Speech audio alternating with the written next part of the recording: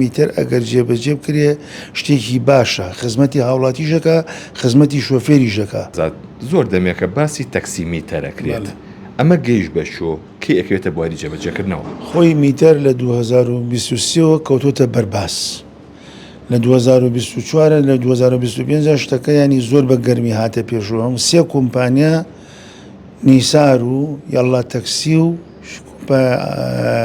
کۆمپانیایەکی کە ئەم سیانە تەقدیمیان کرد کە هەستن میتر لە سلێمانی بەکاربێنن. میتر ئەگەر جێبەجێ بکرێ شتێکی باشە، خزمەتی هاوڵاتیشەکە، خزمەتی شۆفێریشەکە. لە عینی کادا مەعاملە لە بینی هاوڵاتی و شۆفێرە نایڵێ، بەڵام ئەمە بۆ شوێنێک ئەبێت کە سعری بەنزین هەسان و دابەزینی تیانە بێت، سعری بەنزین سابت بێ و ئەو کە ڕێکارانە هەمووی تەواو بوو، بەڵام لەبەر زروفی باری سیاسی و ئەم حربی ئێران و ئەمریکا کە هاتە پێشەوەنێ شتەکان دواکەوت.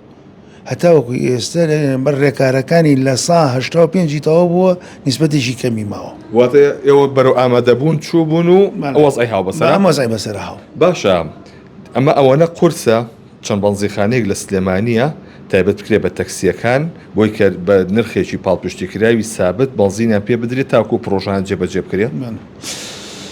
کاک دینانەگەر ئێستا ئێمە بینیمە بەسیترین شت گۆشت بە 25,000 دینارە.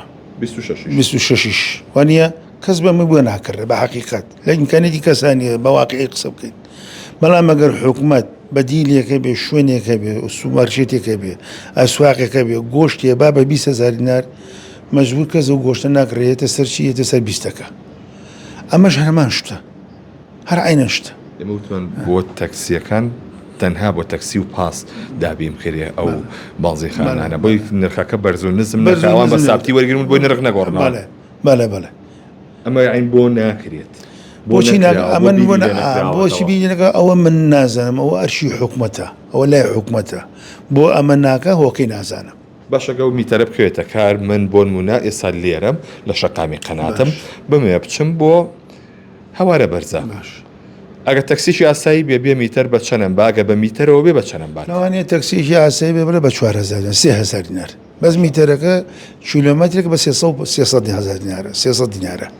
تێگەی بزانە چەند 300 چەند کیلۆمەترەکە، ینی 2 کیلۆمەترەکە، 2 کیلۆمەترەکە تێگەی 300 تقریبا 1500 دینارەکە، 2000 دینارەکە، زیاتر ناکە. باشە ماک ئەگەر ئەو ئامێرە بن بە شۆفەی تەکسیەکان بێ بەرامبەر ئەیان نەنیە خوچی؟ ئەم ئامێرە ئێمە حکوومەت ئەم ئامێرە کۆمپانیاکە ئەیهێنێ بەبێ بەرامبەر ئەیاد، بەڵام لە ئەخیرە لە مانگانایە لە ساڵانە ڕەبحێکە خاتە سەری ڕەبحەکە جارێ دەستنیشان نەکراوە چەنە. دوایە تۆ وەختە بابەتی ترێتە پێشەوە ئەوە چۆن ڕێکەخانەوە بابەتەیە؟ ئەمە ئەزانی چۆنە ئێمە لەم وڵاتە شتێت دەست کۆمپانیا کۆمپانیاش کە هەژی ئیشەکە بیر لە گیرفان و مەسلحەتی خۆی کاتەوە، من لە هەموو دنیا وایە، هەلا ئێمەوە نییە. بەڵام ئەگەر حکوومەت خۆی هەڵسێت ساریەکی تەکسی ئیستیراتکە وەکو زەمانی زوو هەر بە سەنەیی 5 نەفەری بێ و هەم عەدادیشی تا بێ، ئەم کێشانە دروست نابێت. بەڵام ئێمە لەم ئاخر و وەخریا بیرمان لێکردوێتەوە میتەر بەکاربێنی، میتەرەکەش لە ڕێی کۆمپانیاکەش پارەیەوێت، ئەمە مشکلەکە.